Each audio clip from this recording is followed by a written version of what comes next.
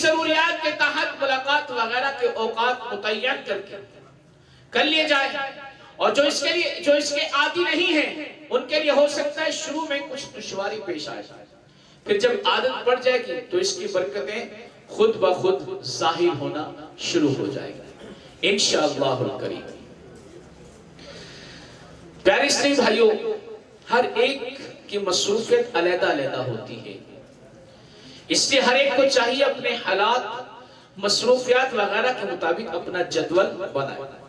البتہ ہم دنیاوی مصروفیت کے ساتھ ساتھ زیادہ سے زیادہ آخرت کی تیاری کیسے کریں؟ دنیاوی کام بھی ہوتا رہے اور آخرت کی تیاری بھی کیسے کریں؟ اس تعلق سے چند مدنی پھول ہیں، توجہ سے سماعت فرمائیے۔ پہلا مدنی پھول یہ ہے کہ پانچوں نمازیں مسجد میں باجماعت ادا کرنے کا معمول بنا دیجیے۔ نماز اولین فرض ہے۔ اعلیٰ حضرت امام اہل سنت شاہ امام احمد رضا خان رحمۃ اللہ علیہ فرماتے ہیں نماز اول شریعت ہے، یعنی پیارے آقا مکی مدنی مصطفیٰ صلی اللہ تعالی علیہ وآلہ وسلم پر جب پہلی وحی نازل ہوئی اس کے بعد سب سے پہلی فرض عبادت جس کا حکم دیا گیا وہ نماز ہے۔ کون سی عبادت ہے؟ نماز۔ حدیث پاک میں ہے، اللہ پاک کے پیارے اور آخری نبی رسول ہاشمی صلی اللہ تعالی علیہ وآلہ وسلم نے فرمایا نماز دین کا ستون ہے، تو جس نے اسے چھوڑا اس کا کوئی دین نہیں ہے۔ اللہ پاک ہمیں نمازیں قضا کرنے کے گناہ سے محفوظ فرمائے۔ آمین۔ میں پانچوں نمازیں پڑھوں با جماعت، ہو توفیق ایسی عطا یا الہی، میں پڑھتا رہوں سنت وقت ہی پر، ہوں سارے نوافل ادا یا الہی۔ اے عاشقان رسول، اپنے روزانہ کے معمول میں پنجگانہ نماز باجماعت کو اولین درجہ دیجیے۔ سب سے پہلے نماز ہے، پھر دوسرے کام ہے۔ یہ کریں گے تو انشاءاللہ الکریم دنیا بھی سنور جائے گی، آخرت بھی بہتر ہو جائے گی۔ امام فقی ابو اللیث سمرقندی رحمۃ اللہ علیہ نے تابعی بزرگ حضرت کعب الاحبار رضی اللہ عنہ سے نقل کیا کہ انہوں نے فرمایا میں نے تو رات کے کسی مقام میں پڑھا، اللہ پاک فرماتا ہے اے موسیٰ فجر کی 2 رکعتیں، یہاں احمد سے مراد اللہ پاک کے آخری نبی حضور مکی مدنی صلی اللہ علیہ وآلہ وسلم اور اس کی امت ادا کرے گی، جو انہیں پڑھے گا اس دن رات کے سارے گناہ بخش دوں گا، سبحان اللہ، اور وہ میرے ذمے میں ہوگا۔ فجر کی نماز کی بات ہو رہی ہے۔ فرمایا اے موسیٰ ظہر کی 4 رکعتیں احمد اور اس کی امت پڑھے گی، انہیں پہلی رکعت کے عوض یعنی بدلے بخش دوں گا، اور دوسری کے بدلے ان کے نیکیوں کا پلہ بھاری کر دوں گا، اور تیسری کے لیے فرشتے یعنی مقرر کروں گا کہ تسبیح یعنی اللہ پاک کی پاکی بیان کریں گے، اور ان کے لیے دعائے مغفرت کرتے رہیں گے، اور چوتھی کے بدلے ان کے لیے آسمان کے دروازے کشادہ کر دوں گا۔ بڑی بڑی آنکھوں والی حوریں ان پر مشتاقانہ شوق بھری نظریں ڈالیں گے۔ اے موسیٰ عصر کی 4 رکعتیں احمد صلی اللہ علیہ وسلم اور ان کی امت ادا کرے گی تو 7 آسمان و زمین میں کوئی فرشتہ باقی نہ بچے گا، سب ہی ان کی مغفرت چاہیں گے، اور ملائکہ یعنی فرشتے جس کی مغفرت چاہیں میں اسے ہرگز عذاب نہ دوں گا۔ اے موسیٰ مغرب کی 3 رکعتیں انہیں یعنی احمد صلی اللہ علیہ وآلہ وسلم اور اس کی امت پڑھے گی تو آسمانوں کے سارے دروازے ان کے لیے کھول دوں گا، جس حاجت کا سوال کریں گے اسے پورا کر دوں گا۔ اے موسیٰ عشاء کی 4 رکعتیں ہیں، اس کو احمد صلی اللہ علیہ وسلم اور ان کی امت پڑھے گی تو یہ ان کے لیے دنیا اور اس کی ہر چیز سے بہتر ہے۔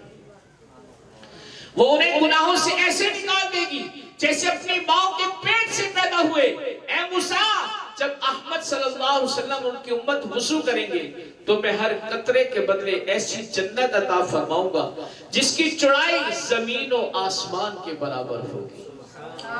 سبحان اللہ. فرض نماز جماعت سے ادا کرنے میں اللہ پاک اور رسول کریم صلی اللہ علیہ وسلم کے حکم پر عمل ایمان والا ہونے کی گواہی ہے. اللہ پاک باجماعت نماز پڑھنے والوں کو محبوب یعنی پیارا رکھتا ہے. نماز باجماعت اکیلے پڑھنے سے 27 درجے افضل ہے.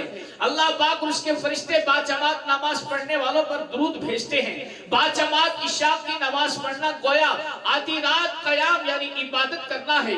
فجر کی نماز باجماعت پڑھنا گویا پوری رات قیام یعنی عبادت کرنا ہے. باجماعت نماز پڑھنے والا پل صراط سے سب سے پہلے پچھلی کی جانب گزر جائے گا. باجماعت نماز ادا کرنے والوں کی شان و شوکت دیکھ کر اہل محشر رشک کریں گے. اس کے گناہ بخش جائیں گے. مسجد میں آنے والے کو ہر قدم کے بدلے ثواب ملے گا. ہر قدم پر ایک درجہ بلند ہوتا ہے, ایک گناہ مٹا دیا جاتا ہے. اللہ کریم اس کے لیے صبح و شام جنت میں مہمانی کا اہتمام فرمائے گا. نماز کے لیے اٹھنے والا ہر قدم صدقہ ہے. جب تک بندہ نماز کا انتظار کرتا رہے گا, بھلائی پر رہے گا, اللہ پاک کی حفاظت میں رہے گا اور شیطان سے محفوظ رہے گا. بروز قیامت عرش کا سایہ نصیب ہوگا. جہنم, منافقت اور غفلت سے نجات نصیب ہوگی. اور باجماعت نماز پڑھنے والے کو کی آپس میں محبت بڑھے گی. باجماعت نماز کی تکبیر اولا پانا 100 اونٹنیاں پانے سے بہتر ہے. دن رات کیسے گزارنے ہیں پیارے اسلام بھائیوں, دن رات کیسے گزارنے ہیں. اس تعلق سے دوسرا مدنی پھول یہ ہے کہ نماز پڑھنے میں جتنا وقت لگتا ہے یہ وقت پورے اہتمام کے ساتھ, بھرپور پلاننگ کے ساتھ گزاری. ہم جب نماز کے لیے گھر یا دکان سے چلتے ہیں اس وقت سے لے کر واپس گھر یا دکان پر آنے تک کم و بیش 15 سے 20 منٹ یا آدھا گھنٹہ لگ جاتا ہوگا. یہ جو 15 سے 20 منٹ ہیں یہ پوری پلاننگ کے ساتھ گزارنے چاہیے. ہمارے ہاں ہوتا کیا ہے, مسجد میں وضو خانے پر پہنچ کر موبائل جیب میں ڈالا اور جلدی جلدی وضو کیا, وضو کا پانی مسجد کے فرش پر ٹپکاتے ہوئے پھر جیسے جیسے نماز پڑھی مسجد سے نکلے تو موبائل پھر ہاتھ میں. اللہ اکبر. ٹہلتے, ہاتھ ہلاتے, مختلف سوچوں میں کھوئے ہوئے, یا کوئی دوست ساتھ ہے تو اس کے ساتھ باتیں کرتے ہوئے واپس لوٹ آئے. ایسا نہ کریں, ایسا نہ کریں. نماز پورے اہتمام کے ساتھ پڑھیں. یہ جو 15 سے 20 منٹ یا آدھا گھنٹہ ہم نماز کے لیے نکال رہے ہیں یہ بھی ہماری زندگی کا حصہ ہے. بلکہ دیکھا جائے تو یہ زندگی کا سب سے قیمتی حصہ ہے. اس وقت ہم اپنے اللہ پاک کے حضور حاضر ہو رہے ہیں. اس لیے اس وقت کو پوری فکر مندی کے ساتھ گزارنا چاہیے. کیسے گزارنا ہے؟ جب گھر یا دکان سے چلیں اس وقت اچھی نیتیں کیجیے. مثلا راستے میں ذکر و درود کرتا ہوا جاؤں گا, مسلمانوں کو سلام کروں گا, نگاہیں نیچی رکھ کر چلنے کی سنتوں کا لحاظ کرتے ہوئے چلوں گا, وغیرہ وغیرہ. اب ان نیتوں پر عمل کرتے ہوئے مسجد جائیے, وضو گھر سے کر کے آئیے تو بہتر ہے, ورنہ اب مسجد میں وضو کیجیے. وضو کے آداب کا خیال رکھیے. وضو کی 14 سنتیں ہیں. وضو کی کتنی سنتیں ہیں؟ 14 سنتیں ہیں. ان 14 سنتوں پر تو لازمی عمل کیجیے. وضو کے پانی کے قطرے مسجد کے فرش پر نہ گریں, اس لیے وضو خانے میں ہی اعضاء صاف کر لیجیے. ہاں تھوڑی تری باقی رہنے دیجیے. یہ تری روز قیامت میزان پر رکھی جائے گی. تھوڑی سی تری باقی رہ جائے, یہ تری جو ہے روز قیامت میزان پر رکھی جائے گی. اب مسجد میں پہنچے, اگر وقت ہو تو تحیت المسجد اور تحیت الوضو کہ نوافل پڑھ لیجئے. لیکن یاد رکھیے یہ نوافل فجر اور مغرب کے اذان کے بعد نہیں پڑھ سکتے. یا چاہے تو سنت قبلیہ یعنی فرضوں سے پہلی والی سنتوں میں تحیت الوضو اور تحیت المسجد کی نیت کر لیجئے. اب جماعت کے انتظار میں بیٹھنا ہے تو یقین جانیے نماز کے انتظار میں بیٹھنا بھی فائدے سے خالی نہیں ہے. جب قیامت کا دن ہوگا تو قبروں سے ایک ایسی جماعت اٹھے گی پیارے اسلامی بھائیوں جن کے چہرے چمکدار ستارے کی طرح ہوں گے. فرشتے ان سے کہیں گے تمہارے اعمال کیا تھے؟ وہ جواب دیں گے جب ہم اذان سنتے تھے تو وضو کے لیے کھڑے ہو جایا کرتے تھے اور کسی کام میں مشغول نہیں ہوتے تھے. پھر ایک ایسی جماعت آئے گی جن کے چہرے چاند کی طرح چمکتے ہوں گے. وہ فرشتوں کے سوال کے بعد کہیں گے ہم وقت سے پہلے وضو کر لیا کرتے تھے. پھر ایک ایسی جماعت آئے گی جن کے چہرے آفتاب کی طرح چمکتے ہوں گے. وہ کہیں گے ہم اذان مسجد میں ہی سنا کرتے تھے. یعنی اذان سے پہلے مسجد میں پہنچ جاتے تھے. اے عاشقان رسول کوشش کیجئے اتنی جلدی آئیے آ جائیے کہ وقت جماعت سے 1-2 منٹ پہلے سنتوں وغیرہ سے فارغ ہو جائیے.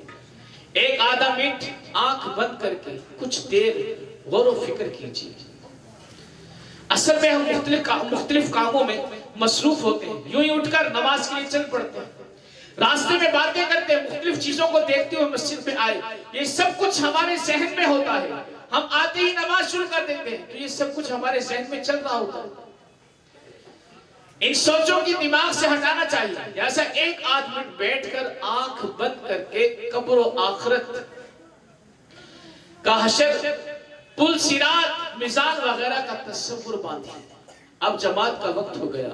نماز با جماعت کی سعادت حاصل کریں. نماز سے فارغ ہو کر فوراً اٹھ کر چلنا پڑے بلکہ کچھ دیر مسجد میں بیٹھے. امام غزالی رحمت اللہ علیہ فرماتے ہیں ہر نماز کے بعد 4 کام کرنے چاہیے.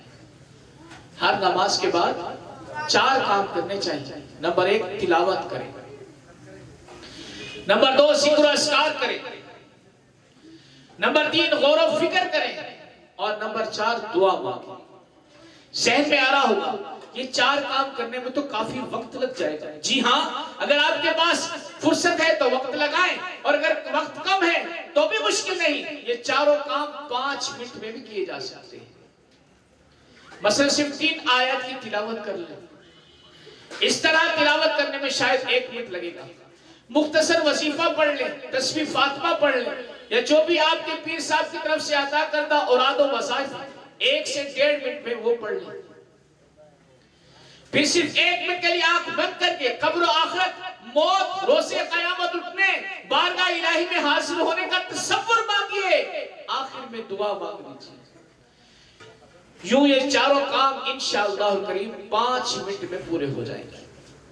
یہ چاروں کام تلاوت, ذکر و اذکار, غور و فکر اور دعا ہر نماز کے بعد کرنے کی کوشش کریں. ہم اس انداز سے نماز پڑھیں گے نا تو انشاءاللہ الکریم ایسی نماز ہمارے دل پر اثر کرے گی. ایسی نماز ہمارے دل پر اثر کرے گی. اللہ پاک نے چاہا تو پرسوز کیفیت بنے گی, مگر ہو سکتا ہے جیسی مسجد سے نکلیں اپنے کاموں میں مصروف ہوں تو یہ کیفیت ختم ہو جائے. لیکن کوشش کریں کچھ دیر کے لیے 5 یا 10 منٹ اس کیفیت کو اپنے اوپر طاری رکھیں. وہ کیسے؟ نماز کے بعد گھر یا دکان وغیرہ پر جاتے ہوئے ذکر و درود جاری رکھیں. کچھ دیر تک کوئی نعتیہ یا دعائیہ شعر ایسا آواز میں طرز کے ساتھ پڑھتے رہیں. وسائل بخشش میں شیخ طریقت امیر اہل سنت دامت برکاتہ العالیہ کے بہت سے آسان اشعار مل جائیں گے. روزانہ کوئی ایک شعر دیکھ کر پڑھ لیا کریں. خدایا برے خاتمے سے بچانا, خدایا برے خاتمے سے بچانا, پڑھوں کلمہ جب نکلے دم یا الہی, پڑھوں کلمہ جب نکلے دم یا الہی. یوں کوئی نعتیہ دعائے شعر لے لیں اور نماز کے بعد کچھ دیر تک ہلکی ہلکی آواز کے ساتھ, آواز میں طرز کے ساتھ پڑھتے رہیں. اگلی نماز کا وقت دیکھ لیں. مثلا ظہر کی نماز پڑھ کر آئے ہیں تو اپلیکیشن کے ذریعے عصر کا وقت دیکھ لیں یہ کب شروع ہو رہا ہے, میں عصر کے لیے کب چلوں گا, یہ ذہن بنا لیں. عصر کی نماز میں جاتے ہوئے کیا پڑھتا ہوا جاؤں گا یہ سوچ لیں. یوں نماز کے بعد بھی ہم زیادہ نہیں تو کم از کم 5 سے 10 منٹ ایسے کاموں میں مصروف رہیں گے تو انشاءاللہ الکریم نماز والی کیفیت دل پر طاری رہے گی. یہ جدول بطور مثال عرض کیا گیا. بہرحال نماز نماز کے لیے جانے سے لے کر واپس آنے تک جو وقت ہے یہ وقت تو لگنا ہی لگنا ہے. نماز فرض ہے, ہم نے پڑھنی ہی پڑھنی ہے, لہٰذا یہ وقت ہم یوں پلاننگ کے ساتھ گزاریں گے تو انشاءاللہ الکریم اسی وقت میں بہت ساری نیکیاں کمانے میں کامیاب ہو جائیں گے. میں 7 جماعت کے پڑھوں ساری نمازیں, اللہ عبادت میں میرے دل کو لگا دے, اللہ عبادت میں میرے دل کو لگا دے. دن اور رات کا جدول بنانے سے متعلق تیسرا مدنی پھول یہ ہے کہ دن کا ابتدائی اور آخری وقت نیک کاموں کے لیے وقف کر دیجیے, کیونکہ یہ دونوں وقت بہت ہی بابرکت اور بہت ہی اہمیت والے ہیں. اللہ پاک قرآن کریم میں فرماتا ہے فَسُبْحَانَ اللَّهِ حِينَ تُمْسُونَ وَحِينَ تُصْبِحُونَ, تو اللہ کی پاکی بولو جب شام کرو اور جب صبح کرو. ایک اور مقام پر اللہ پاک فرماتا ہے وَسَبِّحْ بِحَمْدِ رَبِّكَ قَبْلَ طُلُوعِ الشَّمْسِ وَقَبْلَ غُرُوبِهَا, اور اپنے رب کو سراہتے ہوئے تعریف کرتے ہوئے اس کی پاکی بولو سورج چمکنے سے پہلے اور اس کے ڈوبنے سے پہلے.